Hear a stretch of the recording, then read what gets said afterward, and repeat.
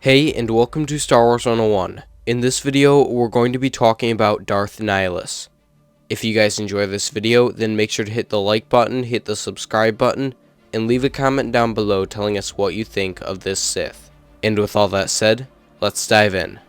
Darth Nihilus never really held the Sith Order in high regards, and only allied himself with them to grow his power. Unlike many Sith who fought for power and control, the only thing he wanted was to satisfy his growing hunger. But before we dive into his time as the planet-destroying Darth Nihilus, we must first discuss his past. There isn't much known of his time as a Jedi, but it is known that he is one of the Jedi who disobeyed the Order to fight with Revan in the Mandalorian Wars. He was present in the final battle on Malachor V. Unfortunately though, he was on the ground fighting when Bao-Dur activated the mass shadow generator. All the ships in orbit of the planet, Jedi and Mandalorian, were destroyed, and the people on the surface suffered the same fate. Nihilus, however, survived, but his friends and family were gone. In order to survive and to deal with the pain inside, he started to call upon the dark side. The shadows around the planet were poisoning him, and the emotional distress was causing him to feel a strange emptiness, and this emptiness soon turned into hunger. He eventually stumbled upon another survivor of the catastrophe, and accidentally drained the person of their life force. It was after this that his sickness and the painful memories haunting him all just disappeared, and he felt some peace. However, after the effect wore off, he grew even hungrier and drained the life force from all the other survivors on the planet. Every time he fed, Nihilus grew even more powerful in the Force, and in order to escape the planet, he tore the basically destroyed capital ship, known as the Ravager, out of orbit, boarded it, and held it together through the Force. Then he left. He would later be found by the former Jedi historian turned traitor, Darth Traya, who had noticed he was a wound in the Force, and because of this, he lusted for the energy of others. She trained Nihilus alongside her other apprentice, Darth Sion, and together the three formed the Sith Triumvirate. These Sith powerhouses would go on to almost wipe out the entire Jedi Order, except a few, and their ultimate enemy, the Jedi exile Meetra Surik. Now, since we know a bit about the Sith Lord's background, let's talk a little about why he consumes others. At Malachor V, he was witness to an event of mass death and chaos. He was consumed by the screams of death which left him completely broken and turned him into what is known as a wound in the Force. He learned that consuming the life force from others temporarily dulled his pain and increased his power. But this came at a grave cost. Every time he would consume the Force, it would slowly erode his physical form, meaning the very thing keeping him alive was still killing him. To survive this, he tore himself from his physical body but binded himself to his mask and robes, so that he could still make his presence known as a physical form. Once this was done, Nihilus lost what was left of his humanity, becoming a being of the dark side, with one intent: to feed upon the force of others.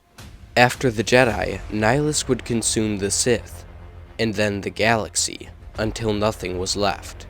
This ability to feed on the Force was what made him really stand out, and what made him feared by almost all. Everything in the entire galaxy was bound to the Force, so everything was a target for Nihilus. Everything around him would eventually fall to his drain, even if it wasn't directly targeted, which is why aboard his ship the Ravager, the entire crew were zombie-like slaves. Darth Nihilus was also very proficient in dark side techniques such as Force Lightning, Dark Rage, and Sever Force, the ability to strip one of the Force, which is what he used to overthrow his master, Darth Traya, with the help of Darth Sion. Nihilus's greatest accomplishment, however, was the destruction of the planet Katarr. The Jedi had formed a secret enclave on the planet to try to find out what was attacking them, and most of the remaining Jedi were present at the enclave. But little did they know, the Enclave was actually just a trap for Nihilus set by the Jedi Master Atris. Atris managed to tip Nihilus off about the secret meeting in hopes to draw him out to be destroyed. But in doing this, she had unknowingly doomed everything on the planet.